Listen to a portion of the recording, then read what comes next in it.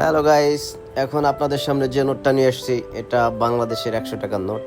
এটা 1913 থেকে 2013 সাল বাংলাদেশ জাতীয় জাদুঘরের শতবর্ষ পূর্তি উপলক্ষে 100 টাকার নোট। এটা বাংলাদেশে ব্যাংক ইস্যু করেছিল। একটু লক্ষ্য করলে দেখতে পারবেন এই নোটের পিছনে সাল দেওয়া আছে 2013 সাল। তখনকার গভর্নর ছিলেন আতিউর রহমান স্যার। বর্তমানে অনেকেই ইউটিউবার, টিকটকার কিংবা অনেকেই যারা কন্টেন্ট ক্রিয়েট করে তারা এটাকে বাংলাদেশের নতুন 100 টাকা বলে চালাচ্ছে। এই নোটের পিছনে বাংলাদেশ ন্যাশনাল মিউজিয়ামের ছবি দেওয়া আছে। এটা বিনিময়যোগ্য নয়, এটা মূলত স্মারক নোট হিসেবে বের হয়েছিল। হ্যাঁ বন্ধুরা, যদি আমার এই ভিডিওটা ভালো লাগে তাহলে অবশ্যই লাইক, কমেন্ট, শেয়ার দিয়ে পাশে থাকবেন। আর এরকম নতুন নতুন ভিডিও দেখার জন্য আমার আইডির সাথেই থাকুন।